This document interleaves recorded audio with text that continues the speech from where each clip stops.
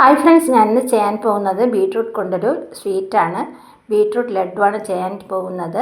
അതിനായിട്ട് ബീട്രൂട്ട് നമുക്ക് തോലൊക്കെ ചെത്തി മാറ്റിയ ശേഷം ഇതുപോലെ കഷ്ണങ്ങളാക്കി എടുക്കുക.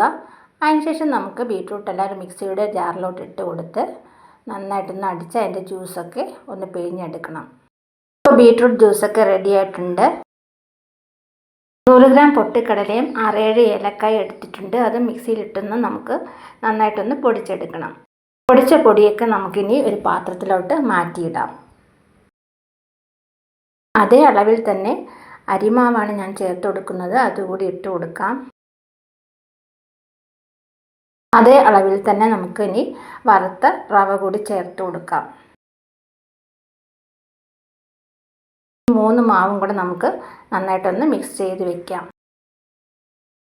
ഇനി നമുക്ക് മാവ് കുഴയ്ക്കാനായിട്ട് ബീട്രൂട്ട് ജ്യൂസാണ് ഉപയോഗിക്കേണ്ടത്. ജ്യൂസ് ഇപ്പോൾ ഞാൻ ഒഴിച്ചു കൊടുത്തിട്ടുണ്ട്.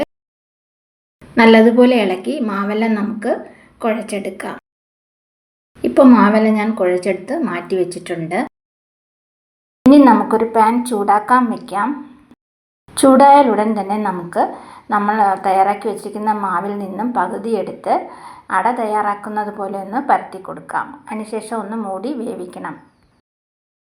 ഒരു 4-5 മിനിറ്റ് വേവിച്ച ശേഷം നമുക്ക് തുറന്ന് മാറ്റിയ ശേഷം വീണ്ടും ഒന്ന് തിരിച്ചിട്ട് കൊടുക്കാം.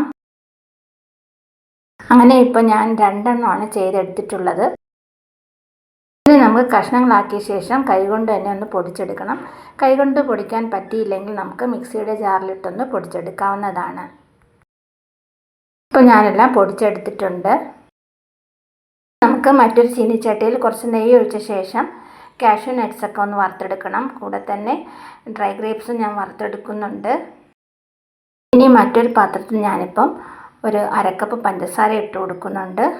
ആ കപ്പിൻ്റെ അളവിൽ തന്നെ നമുക്ക് കുറച്ച് വെള്ളം കൂടി ഒഴിച്ചു കൊടുക്കാം. വെള്ളം അത്രയും വേണ്ട, കുറച്ച് ഒഴിച്ചു കൊടുത്താൽ മതി.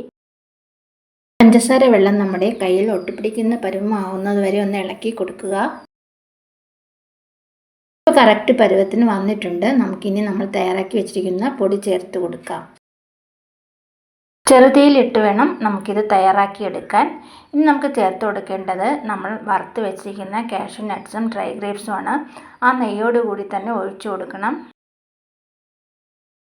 ഒന്ന് ഇളക്കിയ ശേഷം നമുക്ക് സ്റ്റൗ ഓഫ് ചെയ്യാവുന്നതാണ്. ഇനി നമുക്ക് തണുക്കാൻ വയ്ക്കാം.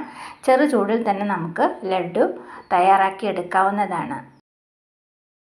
ഒരു പ്രാവശ്യം ഉരുട്ടിയ ശേഷം നമുക്ക് വീണ്ടും ഒന്ന് ഉരുട്ടി അതിന് ഷേപ്പൊക്കെ കൊടുക്കാവുന്നതാണ്.